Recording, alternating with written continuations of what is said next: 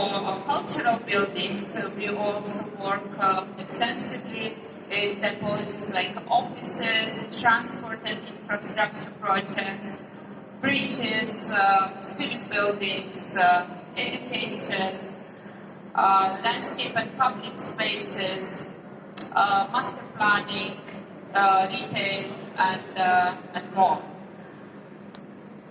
So today, actually, I structured the session with emphasis on our R&D areas, such as sustainability, technologies that we use in design and realization, and also the analytics. So we have several groups in the office that focus on research development to help the teams to deliver the best outcomes. So as a practice, we are committed to sustainability, and not sustainability for us it is not only about environment, but also about social responsibility and inclusivity and well-being. So it's not only technological, but about social impact as well. So the cities like Tashkent, the project of New Tashkent gives an opportunity to build future-proof, resilient buildings. Currently, the construction industry contributes nearly 40% of the global energy-related CO2 emissions, which understanding of this can be minimized through the modern ways of design and construction. Moving on, resilient infrastructure strategies are very important for the new construction, and the infrastructure is what comes first for the projects, for the global projects like New Tashkent.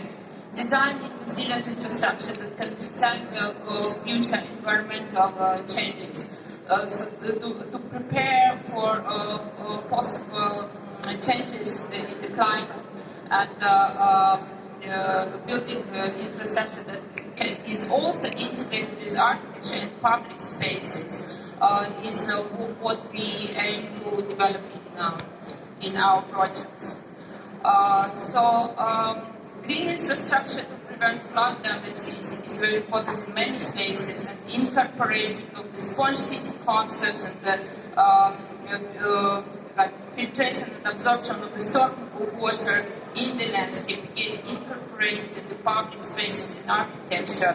Those are the principles that we try to integrate in our design. Our practice has an environmental conscious design process, and our sustainability team runs through a series of iteration of the checks for the solar energy, lighting, and the comfort for every project. So from design to implementation, we have rigorous checks. Of course, we work with consultants, but even at the early stages of the project, we use science-driven design that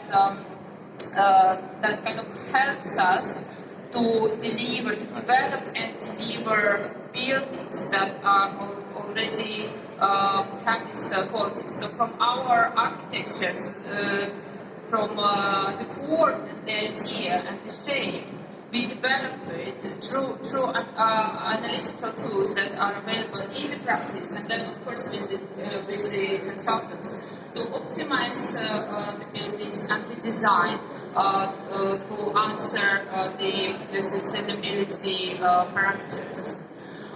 So, for example, sustainable integration of the sustainable technologies include, of course, the solar energy, the wind farms, the heat pumps, and so forth. So this diagram shows kind of the energy oasis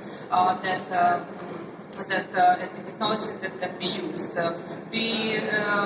So this is an example of how these checks, for example, for solar exposure, help us to design the areas that are shaded with optimization and become integral part of the design and not as an add-on. Wind studies are very important as well, because when we start the process and create the first sketches, we can immediately check for these parameters, and we can at the early stages incorporate the design firstly we can adjust the form, and then we can create protective solutions in the areas where the strong wind is anticipated.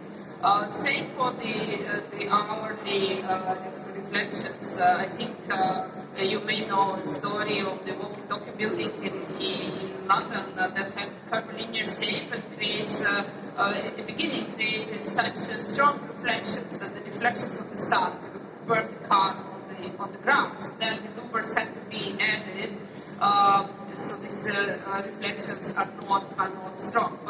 So learning from these examples and using analytical tools, we try to in the design process already predict this kind of the impact and integrate the solutions in the design. And of course, the local heritage and local character is very important. And in the case of Tashkent, yesterday the experts were talking a lot about the design code, the design guidelines, and the identity, and what this identity might be, integrating all different heritage of Uzbekistan and the region, and also what is the impact of the local people and communities on building this new city. So it is not only exciting and technologically advanced, but so that people want to move there and live there, and what the qualities that this new architecture will have. So for this, we think if possible, and we try to engage through our clients and collaborators, try to engage local communities, local architects to impact the future solutions. So for every project of ours, we create bespoke sustainability strategies, and all our buildings achieve a certain level of green certification. It could be PM or LEED, and I have a few examples of these projects here. So London Aquatic Centre. So energy conservation is up to 50% more than the targets, and 95% of the construction materials was recycled. So this project it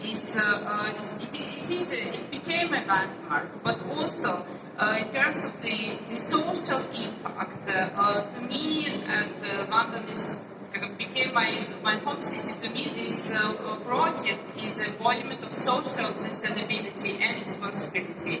London Olympic site became openly available to public, and this swimming pool is available to public for like £3-4 per session. So it's a kind of community swimming pool, which is exciting, a good example of reuse and adaptive use of the structures like this after big events, which we don't see much across the world otherwise. Another example is a future project, Forest Green Rover Stadium, again in the UK. It will be the first fully timber built stadium of this size. Again, targeting LEED platinum and using sustainable construction and materials. Magic railway station. I included here because this is a good example of the TOD, transport-oriented development, when the transport hub is integrated with the offices and the shopping and public areas. This project first phase has been recently completed, and you can see it online. It uses double insulated facade, creating optimal shading for the interior, using the local plant species and sponge city strategies help to minimize environmental impact. Another project is City Life in Milan that is completed some years ago. And here again the breathable ventilated facade of the tower. So I'm trying the pointer, but you can see. So the tower facade is the double layer ventilated facade that is energy efficient, and again we use local materials and timber for the housing development around. Another project, so moving to the desert part, and some of our more futuristic projects actually achieve a high level of green certification, like LEED Platinum, for this Income Petroleum Studies Research Center. So, interestingly, what the project is for this. So the research center normally not publicly available. Now they offer tours because it became a kind of also popular attraction in itself. But importantly, the shaping is not just a design idea. These hexagonal shapes minimize the use of construction materials, and a partially modular cellular system it kind of integrates all facilities in one structure, creating these shaded areas, and again the building oriented in a way that it is closed, kind of has closed facades towards the most exposed solar exposed parts, and more open facade where more kind of natural ventilation and daylight is beneficial.